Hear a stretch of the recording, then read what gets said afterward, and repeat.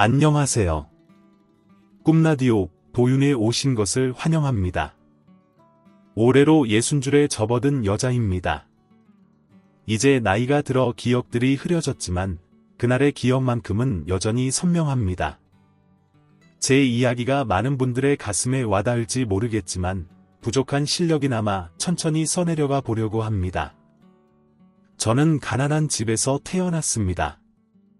큰오빠는 장남이라는 이유로 대학까지 진학할 수 있었지만 저는 딸이라는 이유로 학업을 포기하고 생계를 위해 공장에 뛰어들어야 했습니다. 19살의 공장에는 저보다 어린 아이들, 저와 또래인 아이들, 그리고 나이가 많은 이모와 삼촌들까지 다양한 연령대의 사람들이 모여 일하고 있었습니다. 온몸에 배인 기름 냄새와 시끄러운 소리 속에서도 돈을 번다는 것은 뿌듯한 일이었습니다. 처음엔 힘들었던 일들도 1년, 2년, 3년이 지나면서 익숙해졌습니다. 가끔 야근할 때면 간식으로 나온 빵과 우유를 먹으며 동료들과 나누던 이야기가 제 유일한 낙이었습니다. 그리고 그 시기에 공장에서 남편을 만났습니다. 남편도 저와 비슷한 환경에서 자라 생계를 위해 젊은 나이에 공장 일에 뛰어든 사람이었고 우리는 빠르게 가까워져 교제한 지 1년 만에 혼인 신고를 하게 되었습니다. 가난한 형편 때문에 결혼식도 웨딩드레스도 없었고 양가의 축복도 받지 못했지만 우리는 행복했습니다. 작은 단칸방에서 신혼생활을 시작했고 곧 작은 축복이 찾아왔습니다. 임신 소식을 들었을 때 솔직히 망설여졌습니다. 과연 지금 애를 낳아 우리가 잘 키울 수 있을까 하는 생각이 강했습니다. 그래서 남편에게 조심스럽게 이야기했습니다. 나 임신했대. 지금 7주 정도 됐다. 정말 우리 아이가 생긴 거야. 그런데 우리가 아이를 낳아도 될지 고민이 돼. 난 아이가 태어나도 과연 행복할지 모르겠어. 당신은 어떻게 생각해? 남편은 무슨 소리 하는 거야? 당연히 낳아야지. 그런 걱정은 하지 마. 적어도 나처럼은 안 키울 거야. 우리 아이가 태어난다면 내가 굶는 한이 있더라도 아이만큼은 정말 행복하게 키울 거야. 정말 좋은 아빠가 될 거야. 당신도 좋은 엄마가 될 수 있을 거야. 그러니까 그런 생각하지 말고 낳자, 라고 말하며 제 불안을 덜어주었습니다. 결혼 전에도 남편은 아이가 생기면 좋은 아빠가 될 거라고 자주 말하곤 했습니다. 본인이 행복하지 못했기 때문에 후에 태어날 아이에게는 그저 행복한 기억만 안겨주고 싶다고. 남편은 제 마음이 흔들리지 않도록, 제가 불안해하지 않도록 단단하게 붙잡아주는 기둥 같은 존재가 되어 주었습니다. 그리고 임신 동안만큼은 공장을 떠나기로 했고, 공장 사람들은 제가 임신 기간 동안 음식을 잘 챙겨 먹지 못할까봐 내내 저희 집으로 음식을 해다 주곤 했습니다. 특히 제일 고참인 왕이모께서 저를 딸처럼 정말 잘 챙겨주셨죠. 이모, 매번 감사드려요. 이렇게 찾아와 주시는 것도 쉬운 일이 아닌데. 무슨, 나도 너만한 딸이 있어. 네가 내 딸 같아서 그러는 거야. 그리고 너도 나한테 살갑게 굴지 않니? 임신했을 때는 뭐든 잘 챙겨 먹어야 알겠지? 입덧 때문에 냄새 맡기 싫더라도 억지로라도 먹어야 해. 네, 이모. 정말 감사합니다. 저는 많은 사람들의 배려와 사랑 덕분에 무사히 아이를 낳을 수 있었습니다. 아이가 젖을 떼고 걸음마를 배우고 말을 할 때쯤 저는 남편을 돕기 위해 공장으로 돌아가게 되었습니다. 다행히 공장에는 여전히 제 자리가 있었고 몇 년이 지났지만 몸이 기억하는 덕분에 일에 적응하는 것은 어렵지 않았습니다. 친정과 시댁과의 연락을 끊은 탓에 아이는 아랫집에 살고 계시던 집주인 어르신께서 돌봐주셨습니다. 우리가 불행한 어린 시절을 보냈더라도 부디 우리 아이에게는 불행을 물려주지 말자고 했던 남편은 저와 아이에게 정말 좋은 남편이자 아빠가 되어 주었습니다.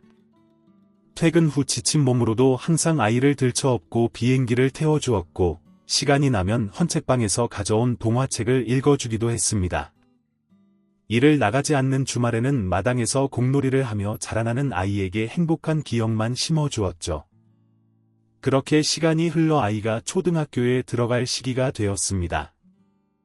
집주인 어르신께서는 아이에게 책가방을 선물해 주시며 올해 초등학교 들어간다면서 그 조그맣던 게 벌써 8살이 됐네. 이런 거 안 주셔도 되는데 정말 감사합니다. 어르신, 애 잘 키워서 주는 선물이야. 젊은 사람들이 어려운 형편에 이렇게 애를 잘 키우기가 쉽지 않은데 기특해서 그러니까 부담 가지지 말고 받아. 어른이 주는 건 받아도 돼. 그 말씀을 듣자마자 눈물이 핑 돌았습니다. 집주인 어르신께서 해주신 말씀은 어쩌면 우리 부모님에게 가장 듣고 싶었던 이야기일지도 모른다는 생각이 들었기 때문이었죠. 저희 아들은 무사히 자라 많은 사람들의 축하 속에서 초등학교에 입학하게 되었습니다. 아들은 먹는 걸 좋아했습니다. 특히 남편이 퇴근 후 집 앞 트럭에서 사오는 김치만두를 정말 좋아했었죠. 임신 중 만두를 먹은 기억은 없는데 참 희한하다는 생각을 여러 번 했습니다. 남편이 사온 만두를 가족이 둘러앉아 먹을 때면 항상 이것보다 더한 행복은 없을 거라고 생각했습니다. 누군가 보기에는 소박해 보일지 몰라도 우리 가족에게는 엄청난 행복이었습니다. 그러나 불행은 예고 없이 저희 가족을 덮쳤습니다. 장마가 지나갔지만 하늘에 구멍이 뚫린 듯 비가 쏟아지던 그의 여름, 장화를 신고 나가라는 저희 외침에도 아들은 슬리퍼를 신고 집 밖으로 나서며 말했습니다. 오늘 트럭 오는 날이래요. 명철이랑 같이 만두 사 먹고 올게요. 요새 트럭이 집 앞까지 안 와서 저 멀리까지 나가야 하잖아. 괜찮아. 명철이랑 같이 있으니까 걱정하지 마세요. 천진난만하게 웃으며 나가던 아들을 붙잡았어야 했을까요? 세상은 내가 생각하는 것만큼 좋은 곳이 아니니 조심하라고 단단히 일러주었어야 했을까요? 시간을 되돌릴 수 있다면 아들이 슬리퍼를 신고 문 밖을 나서기 전으로 돌리고 싶은 심정입니다. 그날 집 밖을 나선 아들은 6시가 지나고 7시가 지나고 제가 퇴근한 밤 10시가 지나도 돌아오지 않았습니다. 친구 집에서 놀다가 잠이 들었나 싶어 명철이네에 전화를 걸었지만 명철이 엄마는 네. 저희 명철이는 한참 전에 들어와서 자고 있는데요. 오늘 진석이랑 같이 있다가 만두 사 먹고 6시쯤 헤어졌어요. 라고 말했습니다. 그 순간 절망감에 휩싸였습니다. 마침 잔업을 끝내고 남편이 지친 얼굴로 집에 들어섰습니다. 뭐야, 분위기가 왜 이래? 진석이는? 여보, 어떡하지? 진석이가 없어졌어. 그 순간 우리 부부 사이에는 무거운 정막만이 돌았고 남편은 아무 말 없이 집 밖으로 뛰쳐나갔습니다. 저도 신발을 대충 신은 채 남편을 따라 나섰습니다. 동네가 그렇게 크지 않았기에 아이가 길을 잃어버렸을 리는 없었습니다. 신발이 벗겨져 발 뒤꿈치가 까지는 것도 모른 채 동네 사람들의 민원이 들어오기 전까지 저와 남편은 목이 터져라 아들의 이름을 부르며 뛰어다녔습니다. 1시간, 2시간 동안 온 동네 구석구석을 뒤졌지만 결국 아들의 흔적은 보이지 않았고 결국 동네 경찰서에 아이가 없어졌다는 신고를 했습니다. 아이 인상착의가 어떻게 되나요? 초록색 줄무늬 반팔 티셔츠를 입었고 카키색 반바지에 공룡이 그려진 슬리퍼를 신고 나갔어요. 우선 알겠습니다. 오늘은 너무 늦었으니까 이만 집으로 돌아가시고 내일 다시 찾아오세요. 실종 신고는 접수해 놓겠습니다. 경찰의 무심한 말에 원망스러웠지만 때를 쓴다고 잃어버린 아들이 돌아오는 것은 아니었기에 저와 남편은 터덜터덜 집으로 돌아갔습니다. 비가 그치고 해가 뜨도록 저와 남편은 한숨도 자지 못했고 남편은 공장으로 저는 병가를 내고 경찰서로 향했습니다. 지금은 CCTV가 잘 되어 있어 실종자의 행적을 찾는 것이 어렵지 않지만 저희 아들을 잃어버린 그 시점은 2000년대 초반이라 제대로 갖춰진 것이 없었습니다. 경찰은 아이를 누군가가 데려갔을 가능성이 높다고 했습니다. 요즘 주변 지역의 남자아이들을 납치하는 일이 빈번하게 일어나고 있어요. 대부분 자식이 없거나 아들을 낳고 싶은데 아들이 없는 사람이 주로 이런 범행을 저지르죠. 이런 경우에는 정말 죄송하지만 찾을 방법이 없습니다. 직접 금전을 요구하는 협박 전화 같은 게 오지 않는 이상은요. 비가 많이 오던 날, 저희도 혹시나 싶어 새벽부터 동네 하천을 수색했지만 다행히 그런 일은 없었습니다. 이 동네 하천이라 해봐야 수상천과 동삼천이 전부니까요. 경찰은 누군가가 데리고 갔다면 찾을 희망이 없다며 사건을 마무리하려 했습니다. 하지만 부모가 잃어버린 자식을 찾지 않는 것은 말이 안 된다고 생각해 남편과 저는 외로운 싸움을 시작했습니다. 아들의 최근 사진으로 전단지를 만들어 우리 동네부터 시내까지 사람들에게 나눠주며 아들을 찾아 나섰습니다. 그러나 아무 진전도 없었고 아들을 근처에서 보았다는 소식조차 들려오지 않았습니다. 아들은 거짓말처럼 세상에서 지워지고 말았습니다. 그렇게 아들을 찾아 나선 지 5년이 되던 해, 남편은 병을 얻어 세상을 떠났습니다. 혹시라도 우리 진석이를 찾게 된다면 아빠가 정말 많이 기다렸다고, 단 한순간도 잊은 적이 없다고 말해줘. 라는 유언을 남기고서요. 두이던 싸움은 혼자가 되었고 끝내 아들은 찾을 수 없었습니다. 남편이 떠나고 아들이 사라지자 정말 홀로 남게 된 저는 마음을 고쳐먹기로 다짐했습니다. 많은 시간이 지났어도 아들을 찾을 수 있다는 희망을 버리지 않고 공장에서 모은 돈으로 작은 만두 가게를 차렸습니다. 만두를 좋아하던 아들이 들리지 않을까 하는 작은 희망 하나로 그렇게 20년이라는 세월이 흘렀습니다. 아들을 기다리기 위해 차렸던 장사는 어느새 20년 동안 이어졌고 형편도 점점 나아졌습니다. 혼자서도 먹고 살만한 상황이 되었죠. 20년 동안 아들의 흔적은 찾을 수 없었지만 저는 아직도 혹시나 하는 마음으로 가게를 열었습니다. 가게를 찾아오는 젊은 남자 손님들의 얼굴을 유심히 보기도 하면서요. 봄, 여름, 가을, 겨울, 사계절은 변함없이 흘렀고 아들은 어딘가에서 잘 살아가고 있을 거라는 믿음을 가지며 살아가던 어느 날이었습니다. 아들을 잃어버린 날처럼 그날도 비가 억수같이 쏟아지던 날이었습니다. 가게를 열긴 했지만 장마보다도 더 많이 내리는 비 때문에 손님들의 발길이 뚝 끊긴 날이었습니다.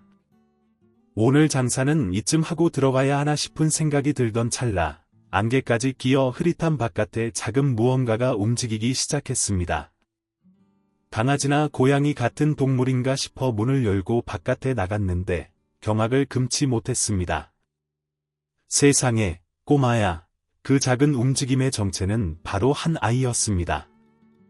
비가 미친 듯이 오는데 우산도, 비호수도 없이 머리 위에는 다 젖은 신문지 하나만 얹은 채 돌아다니던 작은 아이였습니다.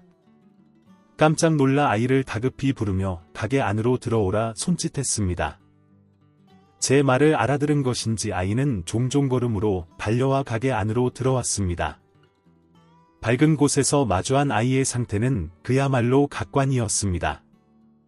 제대로 씻지 않은 것인지 얼굴에서는 떼국물이 줄줄 흘렀고 옷은 빨지 않은 지 몇 달이 지나 허름했으며 바지에는 구멍까지 나 있었고 슬리퍼는 밑창이 다 뜯어져 헐렁거리는 상태였습니다. 나이는 우리 아들이 잃어버렸을 때 기껏해야 초등학교 1, 2학년으로밖에 보이지 않는 어린 남자아이였습니다. 이렇게 비도 오는데 우산 없이 신문지 하나만 쓰고 다니면 감기 걸리면 어떡하려고 그래. 괜찮아요. 재밌었어요. 부모님은 어디에 계셔? 아빠는 돌아가셨고 엄마는 집에 계세요. 아버지가 돌아가셨다는 말에 저는 더 이상 아이에게 자세한 것은 묻지 않았습니다. 밥은 먹었니? 고개를 절레절레 흔드는 아이를 보며 저는 아이에게 따끈따끈한 만두 한 접시를 내주었습니다.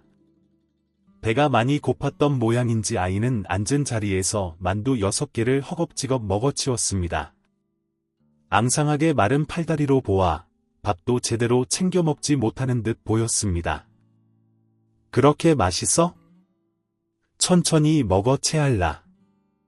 진짜 맛있어요. 저 만두 정말 좋아하거든요. 아빠가 돌아가시기 전에 만두를 자주 사다 주셨어요. 저 먹으라고요. 그랬구나. 만두를 좋아했구나. 더 줄까?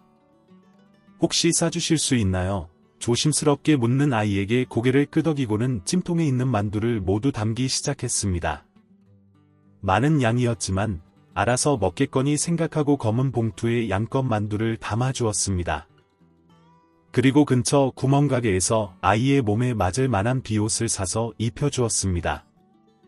바람이 많이 불어서 우산보다는 비옷이 나을 거야. 앞으로는 신문지 같은 거 머리에 쓰고 다니지 말고 비 오면 이 비옷 챙겨 입어. 알았지? 네, 감사합니다.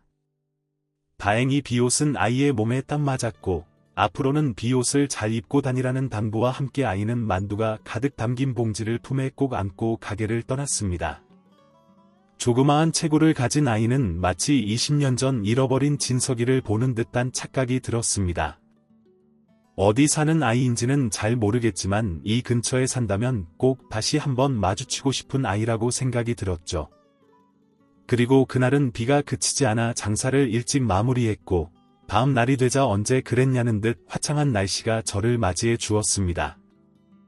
오전 장사를 시작하려고 할 때 아주머니 하는 소리가 들려와 문 밖을 내다보니 어제 만두와 우비를 선물해 주었던 그 아이가 문 앞에 서서 시 굽고 있었습니다.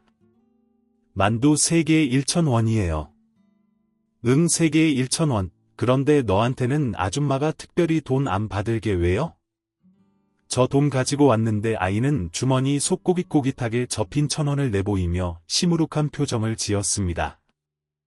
혹시나 본인이 가난해 보여서 배려해주는 건 아닐까라는 생각이 들지 않도록 저는 아이에게 첫 손님에게는 돈을 받지 않는다는 거짓말을 쳤지요. 그러자 시무룩한 아이의 얼굴은 다시 화색을 띠었습니다. 정말요? 저는 그럼 엄청난 행운아인 거네요. 그럼 우리 가게의 첫 손님으로 웃는 게 얼마나 힘든데 행운아이고 말고 기다려봐. 고기만두랑 김치만두랑 섞어서 줄게. 제가 아이에게 베풀어주고 싶은 마음이 들었던 것은 측은지심 때문이기도 했지만 이 아이에게서 자꾸 제 아들이 겹쳐 보였기 때문이었습니다. 환한 미소, 까만 피부 그리고 눈 아래에 있는 점까지 닮은 점이 한두 군데가 아니었기에 슬픈 기분이 들었지만 그래도 아이의 천지함을 보고 있노라면 즐거운 감정이 더욱 앞서곤 했죠. 그렇게 그 아이는 저희 가게의 단골 손님이 되었습니다. 매번 너는 아침 첫 손님이라는 거짓말을 치고 아이에게는 만두값을 일절 받지 않았죠. 아이는 근처의 초등학교에 다니는 2학년 학생이었습니다. 2학년이면 혼자 등교하기는 힘들 텐데 엄마는 집에서 뭐 하셔? 저희 엄마는 조금 아프세요? 아빠가 돌아가시고 엄마 혼자 일을 하다가 쓰러지셔서 그때부터 집에서 계속 누워만 계세요. 그래서 밥하고 빨래하고 제가 다 해요. 엄마가 아프니까요. 9살이면 초등학생이기는 했지만 아직 때를 쓸 수도 있고 어리광도 부리고 싶은 나이일 겁니다. 그럼에도 불구하고 엄마가 아프다는 것을 힘들어한다는 것을 알아서 의젓하게 집안일까지 해내고 있다고 이야기를 하는 아이가 정말 기특해 보였고 한편으로는 세상의 어려움을 너무 빨리 접하게 된 것은 아닌가 하는 생각에 애잔하기도 했습니다. 하지만 괜스레 기분이 상할 수도 있으니 티는 내지 않았죠. 그렇게 시간이 갈수록 아이와 저는 가까워졌고 친구가 한 명도 없다는 아이에게 저는 세상 둘도 없는 베스트 프렌드가 되어 주었습니다. 비록 나이 차는 조금 많이 났지만요.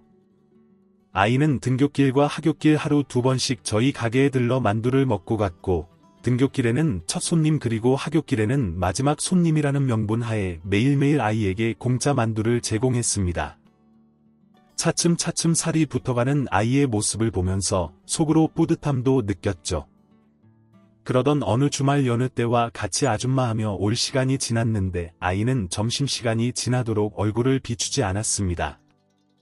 매일 오던 손님이 오지 않을 때 내심 서운한 마음이 드는 건 아마 장사를 하시는 분들이라면 잘 아실 거라는 생각이 듭니다. 무슨 일이 있는 건가 아니면 모처럼의 주말이라 잠을 실컷 자고 있는 건가 하며 혼자 마늘을 다듬고 있을 때쯤 누군가 열려있는 가게 문을 똑똑 두드렸습니다. 아줌마 아이는 오후 3시가 넘어서야 누군가의 손을 잡고 가게에 들렀습니다. 한눈에 봐도 어딘가 몸이 안 좋아 보이는 젊은 여자의 얼굴. 아이의 손을 잡고 있는 여자는 얼굴에는 마스크를 쓰고 허름한 차림새를 하고 있었습니다. 한눈에 아이의 엄마임을 직감했지만 일부러 모른 척을 하고 아이에게 물었습니다. 누구셔? 아줌마, 저희 엄마예요. 아줌마한테 너무 감사해서 인사드리고 싶다고 해서 같이 왔어요. 오늘도 저희가 첫 손님이에요. 그래, 첫 손님이야. 오늘 아줌마도 가게 문을 늦게 열어서 얼른 들어오렴. 들어오세요. 자리에 앉은 두 모자에게 가진 만두를 대접했고 아이의 엄마는 그저 아이에게만 만두를 밀어줄 뿐 본인은 한 입도 먹지 않았습니다. 왜 안 드시고 계세요? 얼른 먹어봐요. 우리 가게 만두 정말 맛있어요. 아니에요, 저는 밥을 먹고 와서. 그렇구나, 그럼 포장해 줄게요. 아니요. 정말 괜찮아요. 매번 이렇게 신세만 지고 저희 애가 민폐를 끼친 건 아니었나 모르겠어요. 무슨 소리 하는 거예요? 민폐라니, 우리가 얼마나 친한 친구인데. 그렇지, 맞아. 엄마, 아줌마랑 나랑 베프야. 베스트 프렌드. 아이의 말에 엄마는 풋하고 작게 실소를 터뜨렸습니다. 그녀의 얼굴은 핏기가 없이 창백했고 손과 다리는 얄쌍했습니다. 겉으로 보기에는 사흘 동안 피죽 한 그릇도 못 얻어먹은 듯한 행색이었죠. 그리고 문득 궁금해졌습니다. 아이에게는 물어볼 수 없었지만 아이의 엄마에게는 물어볼 수 있을 것 같았습니다. 그리고 식사를 마친 아이에게는 가게 구석에 딸려있는 방에 들어가 텔레비전을 보고 있으라고 했고 저는 아이 엄마와 둘이서 이야기를 시작했습니다. 죄송해요. 저희 우진이가 많이 천진난만하죠. 나한테 왜 자꾸 죄송하다고 하는지 모르겠네. 저는 저 아이를 만나서 정말 행복해요. 내 인생이 달라진 기분이거든. 이렇게 둘이 있는 김에 한 가지 물어보고 싶은 게 있는데 아이 아빠랑은 어쩌다 헤어지게 된 거예요. 저의 무릎에 짐짓 놀란 듯 마른 입술을 달싹거리다가 아이의 엄마는 힘겹게 입을 열었습니다. 저희는 20살에 결혼을 했어요. 그렇게 힘들게 사는 편은 아니었는데 어린 나이에 아이를 가졌다 보니 저절로 생활고가 따라올 수밖에 없었죠. 아이를 낳고 나서 힘내보겠다고 새벽에 일을 나갔다가 사고로 세상을 떠나게 됐어요. 아이고, 저런 저희 남편 정말 가엾은 사람이에요. 죽기 전까지 친엄마도 못 만나보고. 친엄마. 네, 저는 몰랐는데 시어머니가 돌아가시기 전에 말씀을 해주시더라고요. 저희 남편이 당신 친아들이 아니었다고. 그게 유언이었어요. 웃기죠? 아, 그런 일이 있었군요. 초등학교 1학년 때인가 2학년 때 돌아가신 어머님이 본인이 자신의 진짜 엄마라면서 데리고 갔다고 그 순간만 기억난대요. 시어머님은 그냥 거짓말로 돌아가실 때까지 저희 남편을 키우셨던 거죠. 참 안타깝네요. 젊은 나이에 살아있었을 때 친엄마를 한 번이라도 보고 갔다면 정말 좋았을 텐데 나에게도 아들이 하나 있었어요. 지금은 어디서 뭐 하고 사는지, 아니 살아는 있는지도 모르겠지만 아이의 엄마는 생각보다 더 아픈 상처를 가지고 살아가고 있었습니다. 남편과는 사별하고 아이를 위해 생업에 뛰어들다가 허리를 다쳐 지금까지도 치료를 받으러 다니고 있다는 것, 그리고 그 남편에게도 아픈 사연이 있다는 것을 듣고 난 이후부터 어딘가 계속 마음에 걸리기 시작했습니다. 마치 가슴에 바늘이 콕콕 찌르는 듯한 느낌이 들기도 했죠. 아이 엄마의 사정을 듣고 난 뒤 저는 그들의 집 주소를 물었습니다. 집 주소요? 그래요? 나쁜 짓 하러 갈 거 아니니까 편하게 말해줘도 돼요. 왜 불편해요? 아니요. 그런 건 아니지만 그런 거 아니면 빨리 불러줘요. 나 성질 급한 사람이라 망설이는 거 못 참으니 아이 엄마는 망설이다가 메모장에 주소를 써주었고 저는 모자가 떠난 후 인터넷 쇼핑몰에서 기본적인 먹거리나 옷가지 등을 구매하여 보내주었습니다. 일단 기본적인 생활은 되어야 한다고 생각을 했기 때문이었죠. 계란, 돼지고기, 간장, 식용유, 쌀 등 가장 필요하고 기본적인 먹거리를 보내주었고, 며칠 후 제 휴대폰으로 연락이 왔습니다. 뭘 이런 걸 다 보내주셨어요? 죄송하게 우리 아들이 살아있었다면 애기 엄마만한 나이일 거예요. 보니까 둘 다 앙상하게 마른 것이 밥도 제대로 못 챙겨 먹는 것 같아 보이는데 한국 사람은 밥심으로 사는 거예요. 그러니까 힘들고 귀찮더라도 밥은 잘 챙겨 먹어요. 알겠죠? 정말 감사합니다. 매번 받기만 하고 그리고 자주 와도 돼요. 만두야 당연히 매일 해줄 수 있고 따끈한 거 먹고 싶으면 칼국수도 해줄 테니까 우진이 손잡고 와요. 감사합니다. 그렇게 두 모자는 자주 오진 않았지만 시간이 날 때마다 저희 가게에 들러 간단한 식사를 하고 떠났습니다. 남들은 왜 힘든 짓을 사서 하냐고 아무리 불쌍해 보여도 돈은 받아야 하는 거 아니냐고 저더러 바보 같다며 손가락질하지만 저는 딱히 상관이 없었습니다. 우리 진석이가 살아있다면 딱 아이 엄마만 했을 나이고 이상하게 계속 도와주고 싶은 마음이 들었기 때문이었죠. 특히나 아이는 처음 봤던 그날부터 지금까지도 묘하게 아들과 닮아 눈길이 같습니다. 그 때문인지 아이와 아이의 엄마가 저희 가게에서 식사를 하고 배가 부르다 이야기를 해주면 더할 나위 없이 행복했지. 피가 섞인 가족은 아니었지만 저는 두 사람을 뒤에서 조용히 챙겨주는 엄마 역할을 자처했습니다. 저기 아주머니. 그러던 어느 날 장사를 끝내고 뒷정리를 하던 중 아이가 문을 두들기며 조심스럽게 저를 불렀습니다. 아직 늦은 밤은 아니지만 그래도 혼자 나온 건지 아니면 무슨 일이 생긴 건지 싶어 걱정스러운 얼굴로 쳐다보자 아이는 금세 제 표정을 읽은 건지 손사래를 치면서 아무렇지 않게 환히 웃어 보였습니다. 무슨 일 있어서 온 거 아니에요? 걱정 안 하셔도 돼요. 그래 너 혼자 왔길래 혹시나 무슨 일 생긴 건가 싶었지? 이 저녁에 웬일이야? 밥 먹으러 온 거면 미안해서 어떡하지? 아줌마 오늘 장사는 마감했는데 밥 먹으러 온 건 아니고요. 아줌마 식사하셨어요? 아니 아줌마는 집에 가서 먹어야지. 잘됐다 드셨다고 하면 어떡하지 걱정했는데 그럼 저희 집에 가서 같이 저녁 식사하실래요? 응 아이의 제안에 사뭇 놀라 눈을 동그랗게 뜨고 쳐다보니 머쓱했는지 아이는 뒷머리를 극적이다가 입을 열었습니다. 엄마가 아줌마께 받은 게 너무 많다고 그래서 보잘것없지만 작게나마 저녁을 대접하고 싶으시다고 이쯤 되면 가게 문 닫을 시간이니 아줌마 식사 안 하셨다고 하면 꼭 모셔오라고 그래서요. 그래 아줌마는 너무 좋지 대접을 해준다는데 거절할 사람이 있겠어? 너 옷은 또 왜 이렇게 얇게 입고 나왔어? 오늘같이 추운 날에 괜찮아요. 저 추위 잘 안 타서 얼른 가자. 감기 걸릴라. 저는 가게 문을 닫고 아이에게 목도리를 둘러준 뒤 아이의 손을 잡고 집으로 향했습니다. 집은 가게에서 10분 정도 떨어진 이 근방에서 제일 오래되어 몇 년 동안 재개발 이야기가 오가고 있는 아파트였습니다.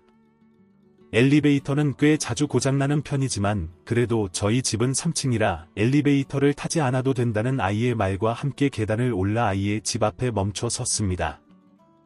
실례합니다. 어머 어서 오세요.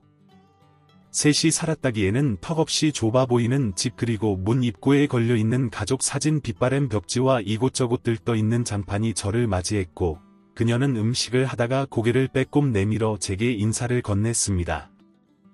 오랜만에 맡아보는 집밥 냄새가 제 코끝을 맛있게 자극했습니다. 제가 음식 솜씨가 좋은 편은 아니어서 맛이 있을지는 잘 모르겠지만 그래도 맛있게 드셔주세요. 아니에요. 정말 맛있겠는데요. 뜻밖의 저녁 식사에 초대해줘서 너무 고마워요. 우진이도 많이 먹어 잘 먹겠습니다. 갓 지은 밥은 정말 고슬고슬했고 김치찌개와 계란말이도 입맛에 딱 맞았습니다.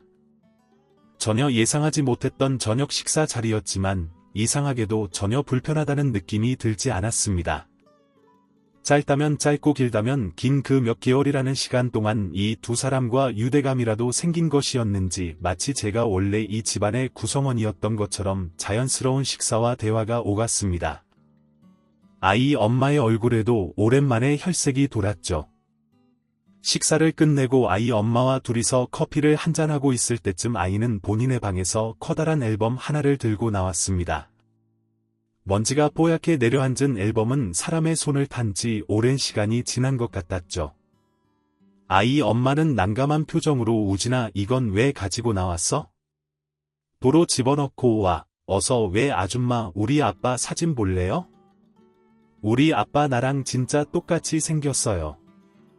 어릴 때 사진도 있고 우진아 얼른 가서 넣고 와. 아줌마 불편하시겠다. 엄마랑 둘이 있을 때 보자. 나중에 응 아니에요 괜찮아요 불편할 게 뭐 있어요? 우진이 아빠 얼마나 잘생겼는지 볼까? 난감해하는 아이. 엄마의 입장을 이해하지 못하는 건 아니었지만 아이의 순수한 의도 또한 이해할 수 있었기에 건넨 앨범을 받아들었습니다. 책장을 살짝 넘기자 먼지가 풀풀 날렸죠. 앞장은 아이가 태어났을 때 당시의 사진들로 가득했습니다. 두 부부가 얼마나 진심을 다해 아이를 사랑했는지 여실히 볼 수 있었죠. 우진이 어릴 때부터 정말 잘생겼었네요. 그렇죠 한 일을 한다는 소리 정말 많이 들었었어요. 절 닮았으면 못생겼을 텐데 다행히도 아빠를 닮아서 무슨 소리 엄마 닮아서도 잘생겼을 텐데. 그리고 뒷장을 넘길수록 아이의 사진보다는 두 사람의 추억이 담긴 사진들이 많이 보이기 시작했습니다. 아이 엄마의 어릴 적 사진, 그리고 아이 아빠의 어릴 적 사진들까지 눈에 들어오기 시작했죠. 그런데 왜 그러세요? 혹시 죽은 남편 이름이 뭐예요? 네, 미안해요. 이런 거 물어봐서. 그런데 지금은 꼭 알아야 할 것 같아서요. 이름이 뭐예요? 이진석이요. 앨범을 넘기면 넘길수록 선명해지는 기억 사진 속 어떤 여자아이 옆에 서 있는 새까만 남자아이의 얼굴은 틀림없이 20여 년 전 잃어버린 제 아들이었습니다. 올라가 있는 갈매기 눈썹부터 시작해서 눈 아래에 있는 점, 그리고 높은 콧대까지 단 한 군데도 빠짐없이 그 아이는 제가 그토록 그리워했던 아이가 맞았습니다. 하지만 만약이라는 경우도 있으니 저는 가방에 늘 넣고 다니는 아들의 어린 시절 실종되기 일주일 전 촬영해둔 사진을 꺼내들고서 사진 속의 남자아이와 비교해 보았습니다. 제가 들고 있는 사진이 조금 더 애때기는 했어도 그 아이가 잃어버린 제 아들인 것에는 한치의 틀림도 없었죠.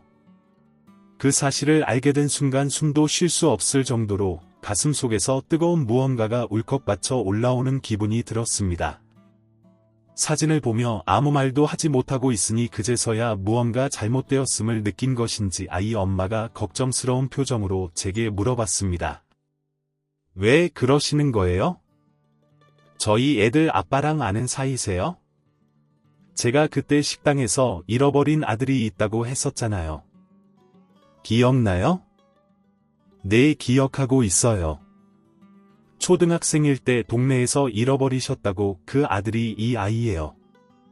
네, 순간 멍한 표정으로 저를 바라보는 아이 엄마의 눈앞에 제가 가지고 있던 아들의 사진과 앨범에 꽂혀있는 아이의 사진을 함께 보여주었습니다.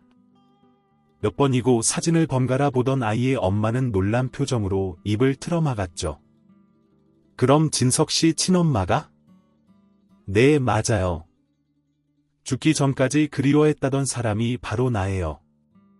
우리 아들의 가족을 눈앞에 두고도 이제야 알았네요. 누가 먼저랄 것 없이 우리는 서로를 부둥켜 안고 울었습니다. 그저 살아만 있어달라고 죽을 때까지 보지 못해도 좋으니 살아만 있어달라 했던 아들은 아내와 아들을 남겨두고 사고로 세상을 떠난 것이지요. 그토록 그리워하던 제 얼굴 한번 못 본 채로 그 사실에 가슴이 미치도록 사무쳤고 잘 참아왔던 그리움이 와르르 무너져 내리는 기분도 들었습니다. 우리의 분위기를 읽은 것인지 아이도 이내 따라 울었습니다. 죄송해요. 어머니 진석 씨가 살아있었으면 더 좋았을 텐데 진석 씨가 정말 많이 그리워했어요. 기억은 선명하지 않지만 그래도 그 시절 키워주셔서 감사했다고, 그리고 갑자기 사라져서 정말 죄송했다고 말해주고 싶었다고 했었거든요. 그걸 이제야 제가 전하게 되었네요. 고마워요. 힘든 상황에서도 아이랑 같이 잘 버텨내줘서, 그래서 나를 만나 우리 진석이의 이야기를 들려줘서 정말 고마워요. 고마웠습니다. 제 아들은 이미 불의의 사고로 세상을 떠났지만 남편이 떠난 상황에서도 그 이야기를 기억해주고 있다는 것이, 그리고 녹록지 않은 상황에서도 아이를 데리고 어떻게든 살아보려 버텨준 것이 너무나도 고마웠습니다. 그렇게 한바탕 눈물을 펑펑 쏟고 사진을 챙겨 집으로 돌아왔습니다. 그리고 방 한 구석에 놓여있는 남편의 사진 앞에서 이야기를 시작했죠. 여보, 내가 오늘 무슨 이야기를 듣고 왔는지 알아? 진석이 살아있었어? 왜 우리 가게에 전에 비 쫄딱 맞고 온 한 꼬마아이가 있었다고 했잖아. 그 애가 알고 보니 우리 아들의 아들이었더라. 근데 내 얼굴은 못 봤어. 지금은 이 세상에 없대. 진석이가 나 많이 보고 싶어 했대. 전하고 싶은 말도 많았다는데 이제 이 세상에 없어서 진석이 색시가 대신 전해줘서. 당신도 지금쯤이면 진석이랑 하늘에서 만났겠지. 왜 벌써 왔냐고. 다그치지 말고, 소리 지르지 말고, 울지 말고 웃으면서 안아줘. 너무 고생 많았다고. 그리고 정말 많이 보고 싶었다고. 엄마는 이렇게 이야기하고 있는 이 순간에도 널 정말 많이 그리워하고 있다고 나 대신 전해줘. 알았지? 오늘 하루는 정말 특별한 하루네. 잘 자. 사랑해. 여보. 저는 남편이 세상을 떠난 후 쭉 하루의 일과를 남편의 사진 앞에서 이야기했습니다. 나름 덤덤하게 이야기를 꺼냈다 생각했는데 말을 끝마치자마자 눈에서는 또다시 빗줄기가 내리듯 눈에서 눈물이 쏟아져 내려오기 시작했지. 한참을 울다가 자리에 누워 곰곰이 생각을 해보았습니다. 어차피 그들도 가족이 없고 나 또한 계속 혼자 사는 입장이라고 한다면 함께 살면 어떨까라는 생각이 문득 들었어요. 다음 날 언제나처럼 찾아오던 아이는 마감 시간까지도 찾아오지 않았습니다. 아마도 어제 일 때문인 것 같았죠. 그래서 서둘러 가게를 정리하고 아이의 집으로 찾아가 무작정 초인종을 눌렀습니다. 얼마 지나지 않아 현관문이 끽 소리를 내며 열렸습니다. 안녕하세요. 엄마는 안에 계셔? 네, 집은 주방에만 불이 켜져 있었고 아이는 컵라면으로 끼니를 때우고 있었습니다. 방문을 살짝 열자 그녀는 곤히 잠에 빠져든 것 같았죠. 갑작스럽게 찾아온 공황장애에 오랜만에 약을 먹고 잠에 들었다고 했습니다. 공황장애도 있어서 얼마 되지 않았는데 혹시 엄마한테 하시고 싶은 말씀이 있으셔서 찾아오신 거예요? 그게 원래라면 아이 엄마의 얼굴을 보고 이야기를 나누고 싶었지만 상황이 상황이기도 하고 비록 나이가 어리긴 하지만 철이 일찍 들어 아이에게 이야기를 해도 쉽게 이해할 수 있을 것 같아 아이의 손을 잡고 말을 꺼냈습니다. 우진아, 아줌마는 우진이 친할머니야. 알아요. 어제 엄마가 이야기해 주셨어요. 있지? 우진이한테는 너무 갑작스러울 거라는 거 알아. 그런데 어제 곰곰이 생각을 해봤는데 그냥 우진이 엄마랑 할머니랑 같이 살면 어떨까 생각이 드는데 우진이 생각은 어때? 저는 좋아요. 근데 엄마가 엄마 의견은? 엄마 일어나면 천천히 물어봐줘. 급하지 않으니까 알겠지. 고개를 끄덕이는 아이의 머리를 두어 번 쓰다듬어주고 혹시나 잠에서 깰까 조심스럽게 현관문을 닫고 나왔습니다. 그리고 다음날 아침 일찍 아이 엄마에게서 연락이 왔습니다. 여보세요, 어머님 어제 집에 왔다 가셨다는 이야기 들었어요. 어제 자고 있길래 깨우지 못했어요. 공황장애 있다면서요? 네, 심한 건 아니에요. 그리고 말 편하게 해주세요. 그래, 우진이한테 이야기는 들었고 네, 대충 전에 들었는데 어머님 저도 정말 좋은데 어머님이 괜찮으실지 모르겠어요. 먼저 제안한 건 난데 내가 안 괜찮으면 문제 있는 거 아니겠어? 나는 괜찮으니까 그럼 걱정하지 마. 혹시나 해서 말해주는 건데 동정을 하거나 괜한 시집살이를 시키려는 거 절대 아니고 그냥 진석이한테 못 해줬던 거 우진이랑 너한테라도 해주고 싶어 그러는 거야. 정말 감사하고 또 죄송해요. 어머님 좋은 모습으로 만날 수 있기를 바랐는데 이렇게 어머님을 뵙게 되네요. 진석이는 떠났지만 우리가 진석이 목까지 더 열심히 살아가자 그러면 되는 거야. 그렇게 저희는 가족이 되었습니다. 솔직히 20여 년이 지난 세월 동안 생사도 몰랐던 아들의 가족들을 만나 품어주기라는 것은 쉬운 일이 아니었어요. 저 또한 몇 시간을 고민했던 일이었고 혹여나 불편해하면 어떡하지 하는 불안한 마음을 가지고 있었던 것도 사실이었습니다. 하지만 힘들게 살아가고 있는 며느리와 손주를 보니 더 이상 고민을 할 필요도 없다고 느껴 함께 사는 것을 선택하게 되었죠. 며느리는 병원을 다니면서 짧게나마 가게 일을 배워 계산을 해주거나 만두를 빚어내는 일을 함께 하고 있고 우진이는 곧 초등학교를 졸업하게 된답니다. 빼빼 말랐던 아이는 어느새 건장한 체격이 되었고 며느리도 건강을 많이 되찾게 되었어요. 눈에 넣어도 아프지 않을 소중한 제 아들 이제는 오랜 죄책감을 툴툴 털어버리고 우리 세 식구의 행복을 위해 살아가려 합니다. 저희 이야기는 여기서 마무리입니다. 꽤나 긴 제 이야기가 많이 지루하셨을 수도 있지만 여기까지 읽어주셔서 대단히 감사하다는 말씀을 드리고 싶습니다. 제 사연을 들어주신 여러분들도 앞으로 언제까지나 행복한 일들만 가득하셨으면 좋겠습니다. 모쪼록 건강하시기를 바랍니다.